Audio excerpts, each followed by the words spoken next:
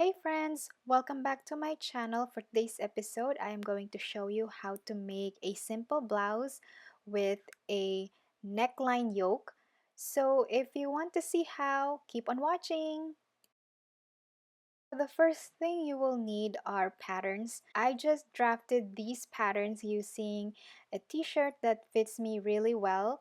So I'm going to show you how to alter these patterns. Going to make an exact copy on a different sheet of paper. So I'm basically just going to trace it around, just like so.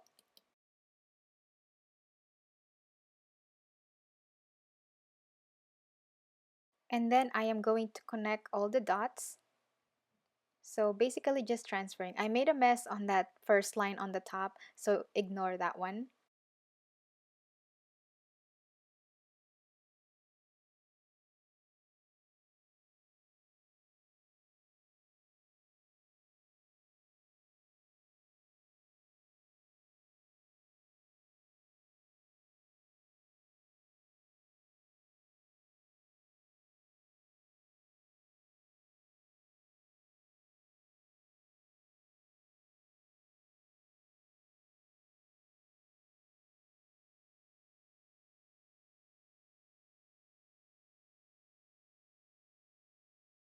To figure out the yoke, you are just going to measure from the top shoulder down to right here. So my measurement was about 5 inches. But basically, you want the yoke above your bust area. So mine was 5 inches. So I just place a mark right here. And then I'm going to draw a line across.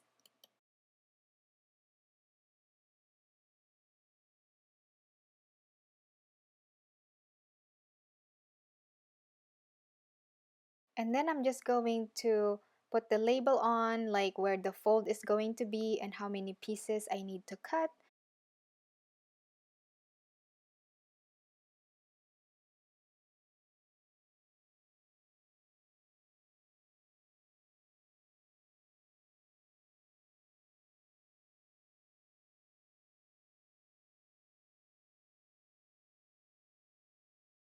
I also cut the yoke just like this.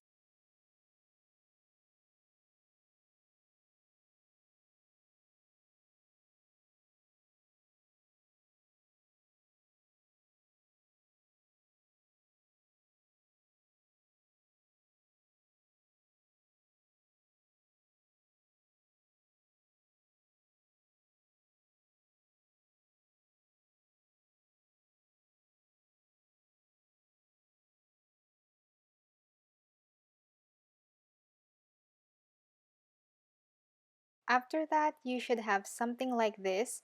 If you want to put a yoke on the back bodice, you can totally do that. Going to simply repeat the same process like we did or like I did on the front bodice.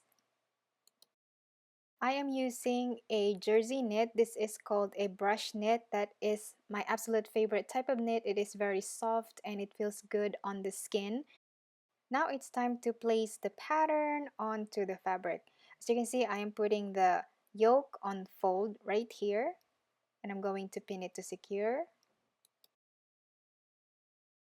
And then I am going to place the bodice pattern 2 inches away from the fold. That will give me enough fabric so I can gather it lightly.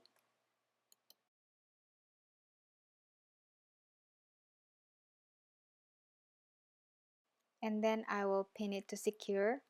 And by the way, you guys, I am going to extend the length of the bodice because I want it long. If you don't do that, it's going to be a crop shirt. So make sure you extend it. So this is how I'm going to do it. So I basically want my shirt to be 24 inches long. So you add the length of the yoke and the bodice and add probably a few inches more to get my 24 inches long length of the shirt, and I'm just going to place a pin right here. Same goes onto the side seam. I'm just going to extend it to reach my 24 inches length.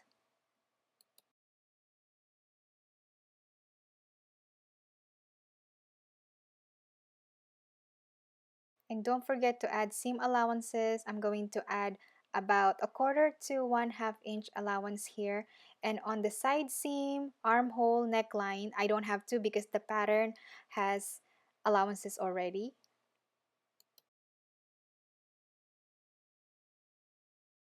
Same thing to the front bodice. I'm just going to cut it out, adding 1/2 inch allowance right here on the top.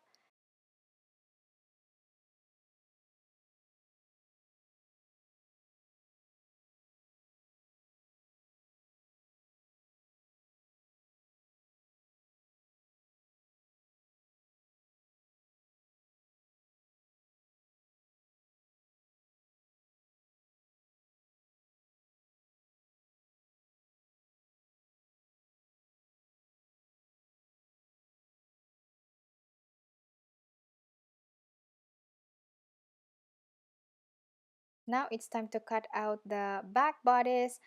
If you want to add a yoke on the back, you are going to simply repeat the same process like I showed you for the front bodice.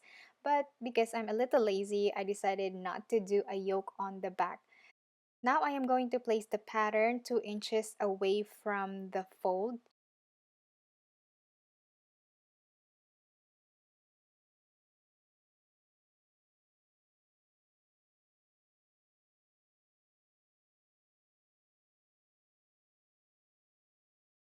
And then I am going to extend it just like I did with the back or the front bodice. So I'm simply going to extend it to 24 inches long and use a pin to mark it, and I'm going to cut it out.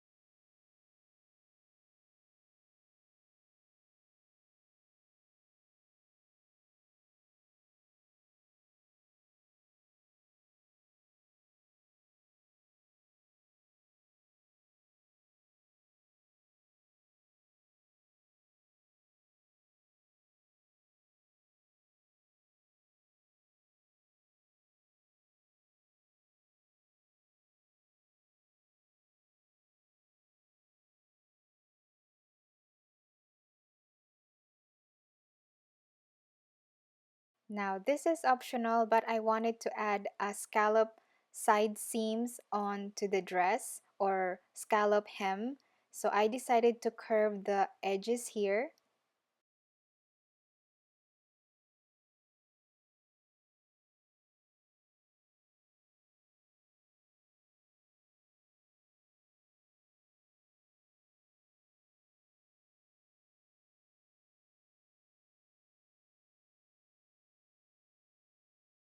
I will repeat the same process onto the front bodice.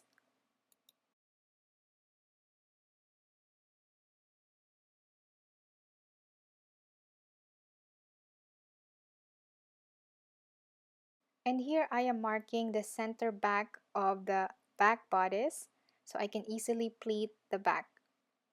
Because remember, it is 2 inches bigger.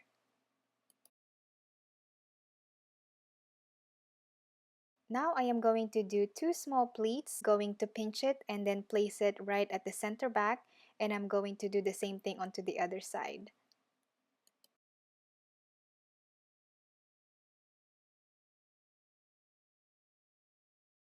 Now it's time to work on the front bodice. First, I am going to sew a base stitch on the top edge right here. I'm going to do 2 rows of base stitch.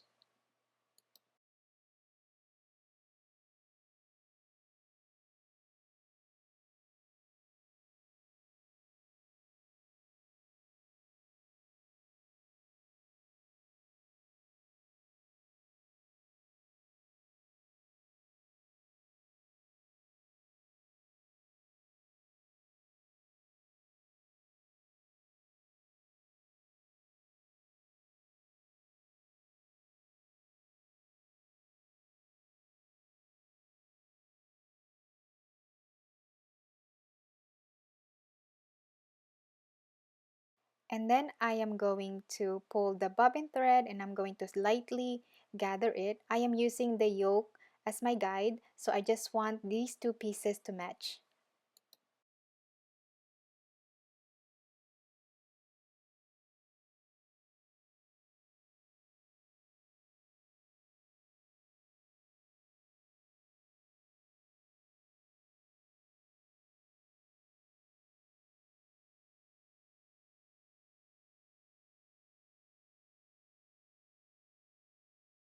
After that, I am going to match these two pieces together and I'm going to pin them to secure.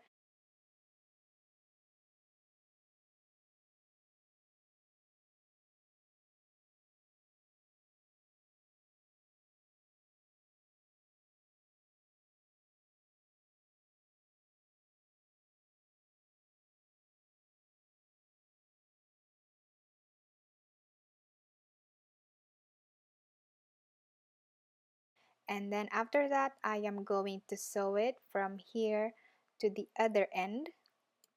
I am going to sew a straight stitch right below the second row of the basting stitch that I made earlier.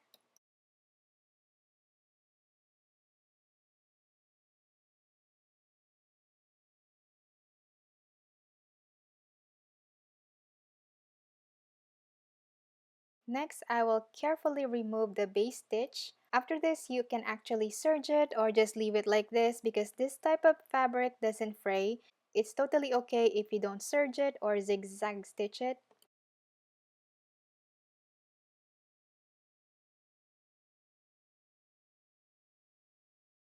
Now I am going to top stitch the pleats that I made for the back bodice. I'm going to top stitch it so it doesn't come loose or come apart.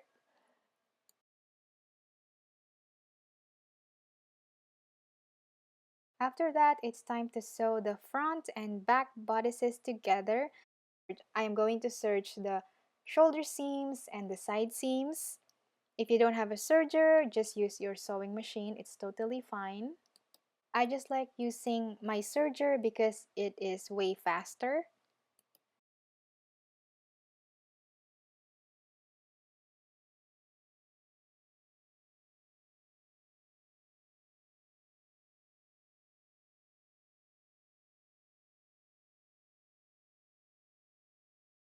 So the shirt is almost done. So basically you can just hem all the raw edges and you are done. You can double fold it or you can use bias tape or neck binding. It's totally up to you. I have a bunch of tutorials on how to do those type of finishing. So I tried on the blouse and the drape at the back, the pleats at the back are draping really weirdly. So I decided to just top stitch it from the neckline down about 2 inches down right here.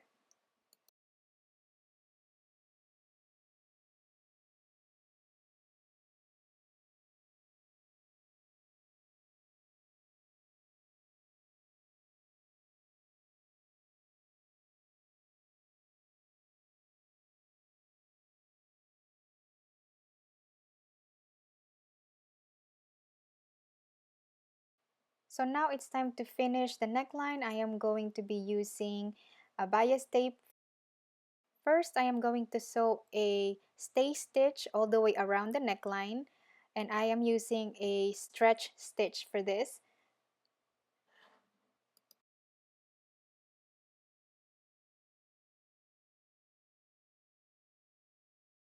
And then I made a bias tape about 1 inch wide and probably 24 inches long. I just want it extra long so I have enough bias tape.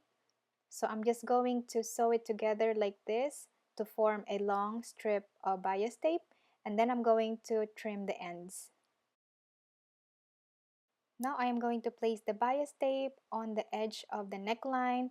Right sides of the fabrics are facing each other and if you notice I'm leaving about 1/2 inch tail here so I can neatly finish the neckline or the bias tape later on.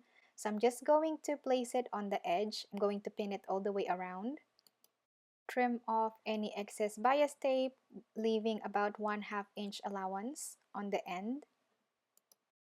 And then I'm going to sew a straight stitch right below the stretch stitch or the stay stitch that I did earlier.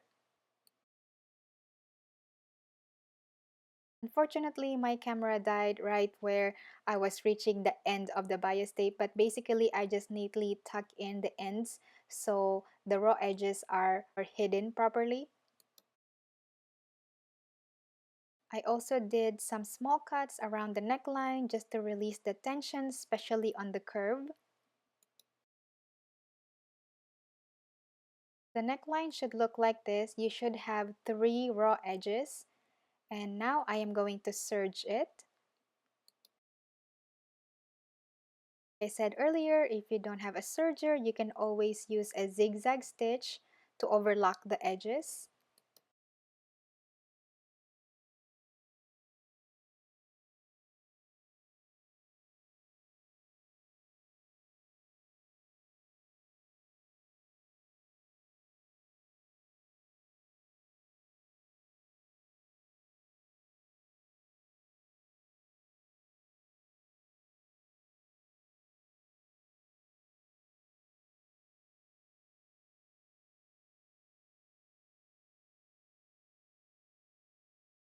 And now I'm going to fold it over like this, and I'm going to sew it all the way around.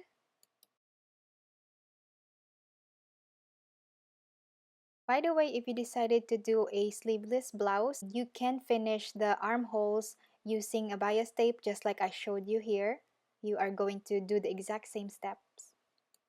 Now it's time to top stitch the bias tape. To make sure I have an even stitching here, I am using the edge of the presser foot as my guide.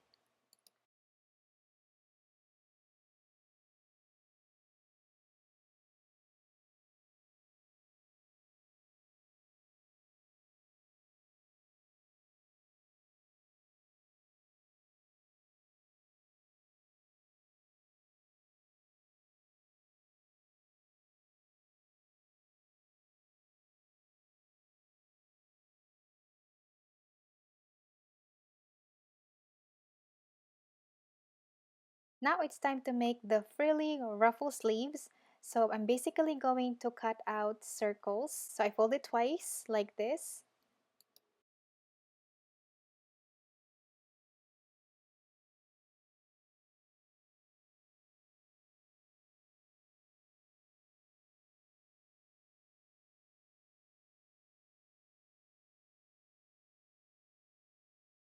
And then I'm going to cut the corner right here.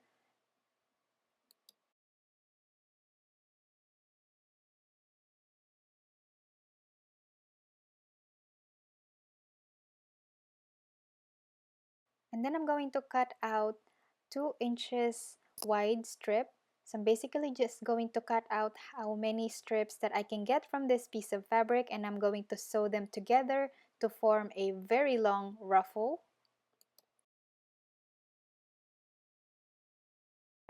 Now I have this long piece of ruffle. I'm just going to finish the raw edges using my rolled hem foot. If you don't have this, you can always double fold the hem lines.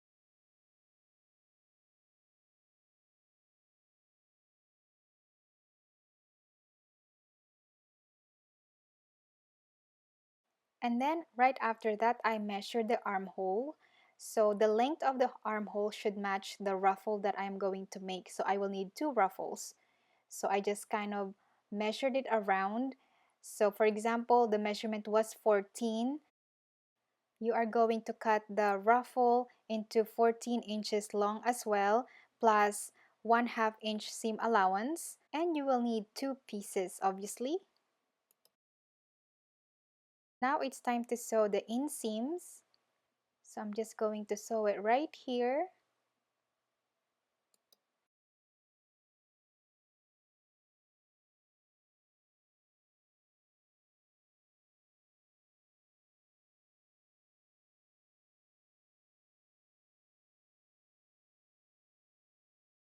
Now I am going to pin the ruffles onto the armhole.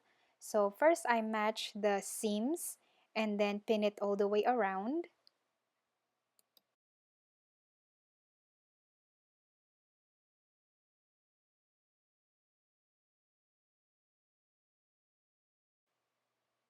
After that, I am going to serge it all the way around.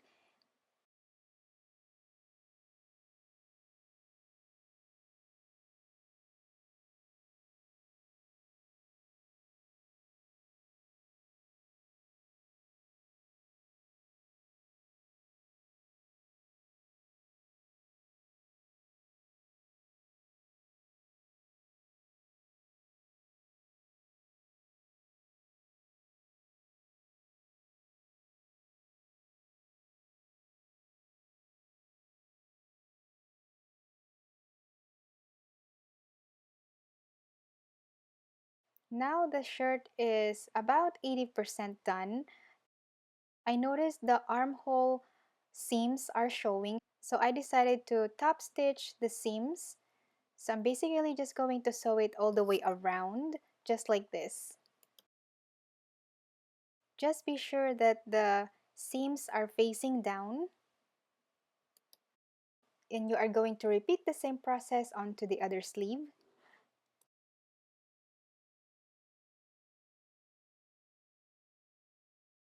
Now all I have to do is finish the hemline, and by the look of the side seam here, it's going to be a struggle. So I decided to reshape it. Luckily, I have a shirt that has a curved hem, so I decided to use that as my template.